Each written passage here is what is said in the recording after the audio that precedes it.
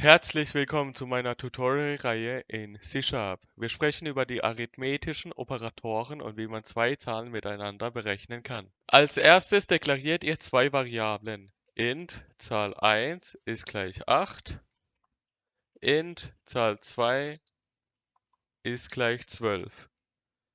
Dann werden die Variablen in der Konsole ausgegeben. Console.writeLine, erste Zahl,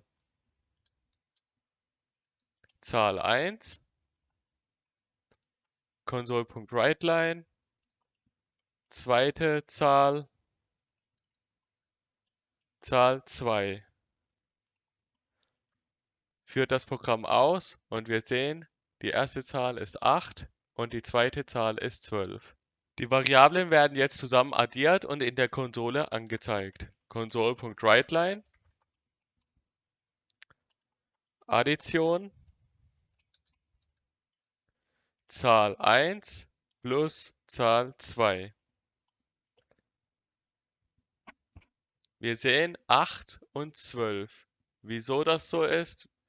Weil es als String gesehen wird. Deshalb müssen wir die Klammern setzen und wir führen das nochmal aus und wir sehen, 8 plus 12 ist gleich 20. Zur Übersichtlichkeit schreiben wir hier ein Console.writeLine. Die Variable Zahl 1 und Zahl 2 kann nun verändert werden. Zahl 1 ist gleich 9, Zahl 2 ist gleich 4. Damit wir das in der Konsole ausgeben können, schreibt console.writeLine erste Zahl,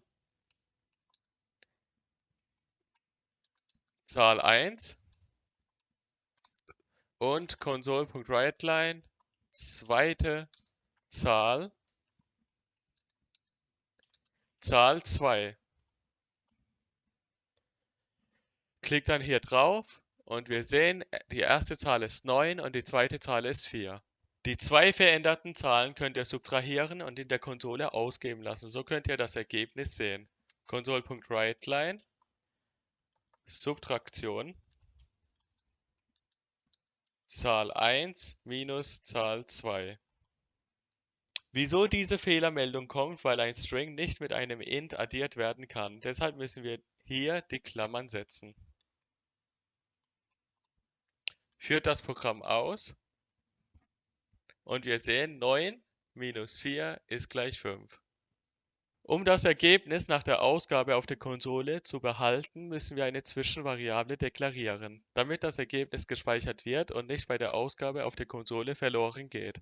Deshalb schreibt hier eine Zwischensumme, int Zwischensumme, Zahl 1 plus Zahl 2. Ihr könnt das hier entfernen, schreibt dann die Zwischensumme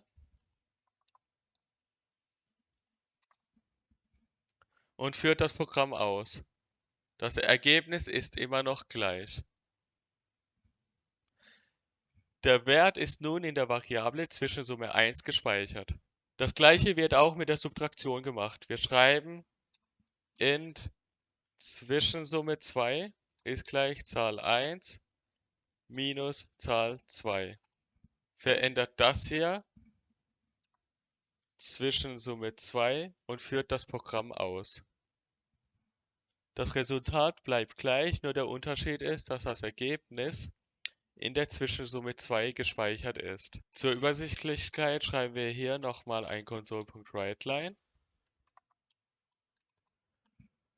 Und jetzt können wir mit der Zwischensumme weiterrechnen, indem wir ein int Summe 1 ist gleich Zwischensumme 1 mal Zwischensumme 2 berechnen.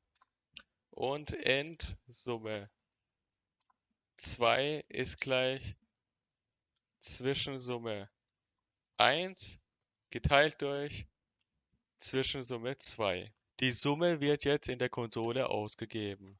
Console.writeLine, Multiplikation,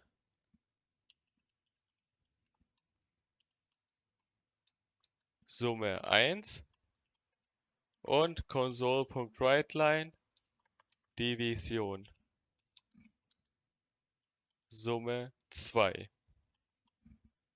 Und zum Schluss führt das Programm aus und wir sehen, 20 mal 5 ist gleich 100 und 20 geteilt durch 5 ist gleich 4.